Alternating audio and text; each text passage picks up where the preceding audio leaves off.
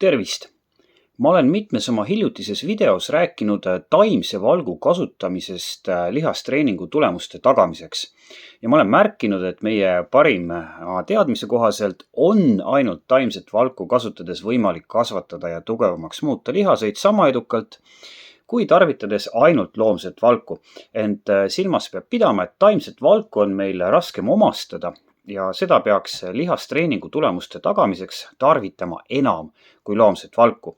Kusjuures eriti keeruline on taimse valguga saada häid tulemusi lihastreeningust eakatel inimestel vanuses 65+, aga tegelikult ka juba natukene varem. Mistõttu meil on mõistlik tarvitada valgupulbrit, olgu see siis kas taimne või loomne. Mul on nüüd hea meel teatada, et ma komistasin ühele värskele uuringule, mis võib olla abiks neile, kes tarvitavad ainult taimset valku ja tunnevad, et ei omasta seda piisavalt, et saada lihastreeningust nii häid tulemusi, nagu nad sooviksid. Ja see teadustöö iseenesest on siin ja selle raames leiti 16 meest ja 16 naist, kõik väga vaprad, ilusad ja terved, vanuses 20–30 eluaastat ja nemad tegid teadlaste valvsa pilgu all 28 päeva ehk 4 nädala jooksul 3 korda nädalas jõusaalis lihastreeningut, mis oli, ma võin kinnitada, päris kenasti läbimõeldud, kuna koormust said nii ülakeha, kõhulihased kui ka alakeha. Katsealuste võimekus mõõdeti enne katse algust korralikult ära ja treeningmahtu suurendati väga mõistlikul moel. Lisaks teadlastele hoidsid neil pilku peal ka personaaltreenerid, nii et setting oli põhimõtteliselt 5+. Pooled katsealused tarvitasid igapäevaselt 20 grammi hernevalku ja pooled katsealused tarvitasid igapäevaselt 20 grammi hernevalku, millele oli lisatud paras ports probiootiliste omadustega bakterit Lactobacillus plantarum. Ma arvan, et meil on mõistlik siinkohal vaadelda, miks valiti uuringus kasutamiseks just Lactobacillus plantarum ja miks valiti hernevalk. Aga alustame siis hernevalgust. Teadupärast vajame me selleks, et meie lihased muutuksid lihastreeningu tulemusena tugevamaks ja suuremaks valkudes sisalduvaid aminohappeid. Ja üldiselt on nii, et loomsetes valkudes on reeglina aminohappeid ja eriti meie jaoks esmatähtsaid asendamatuid aminohappeid enam kui taimsetes valkudes. Selles tabelis näiteks on võrreldud asendamatute aminohapete kogust 100 grammis hernevalgus ja 100 grammis vadakuvalgus, mis on valkudest ja aminohapetest rääkides kuldne standard. Ja nagu me näeme, on kogused hernevalgus väiksemad, aga siiski ma ütleksin enam-vähem okei tasemel. Nüüd siis Lactobacillus plantarum. Tegemist on probiootilise ehk siis inimesele kasuliku bakteriga, mille puhul me teame varasemast ajast, et selle tarvitamine parandab treeningvõimekust ja treeningtulemusi. Antud probiootilisel bakteril on teadusuuringutes leitud ka hulganisti muid kasulikke omadusi.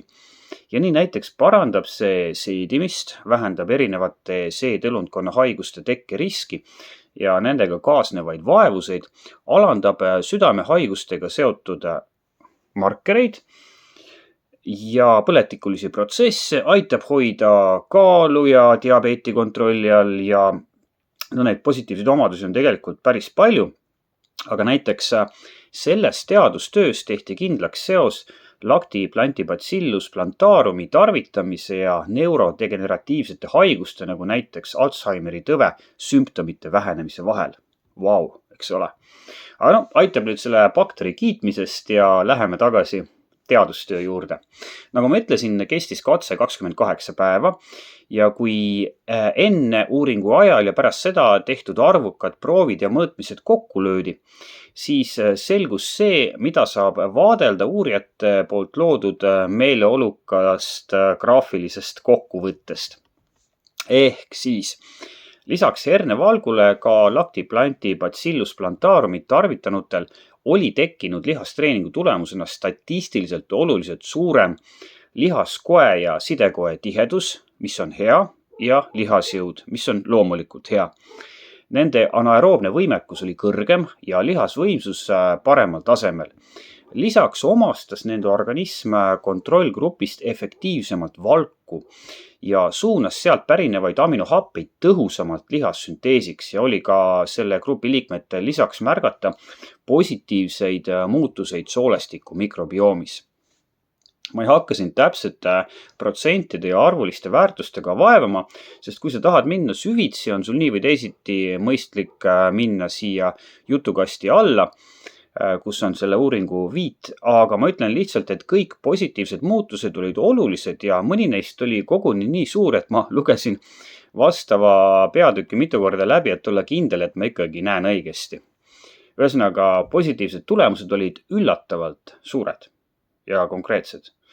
Ja see kõik on tõesti minu jaoks ja ka muidu väga muljetavaldav ja viib mind ausalt öeldes mõtteni, et kui ma praegu näen, et jõusaalis tehtava lihastreeningu tulemuste tagamiseks on olemas ainult 2 või 3 toimivat toidulisandit, siis võime me võib-olla juba väga varsti hakata rääkima sellest, et nende kõrvale võiks või peaks tõstma ka lakti plantibacilluse ja laiemalt probiootikumid. Aga see teema alles praegu küpseb ja areneb, nii et ärme seda veel kellelegi kõva häälega välja hüüa. Antud uuringu kõige olulisem leid on minu arvates see, et lakti plantibacillus plantarum tõstis oluliselt hernevalgus sisalduvate aminohapete omastamist ja nende lihassünteesiks ehk siis lihtsamalt öeldes uute lihasrakkude tootmiseks ja olemasolevate lihasrakkude kvaliteedi tõstmiseks kasutamise ulatust ja ajalist kestvust samuti ja tekitas seeläbi positiivseid muutuseid lihastreeningu tulemustes. Ehk siis katsealused said tugevamaks ja nende lihasmass ja lihasjõud suurenes kiiremini.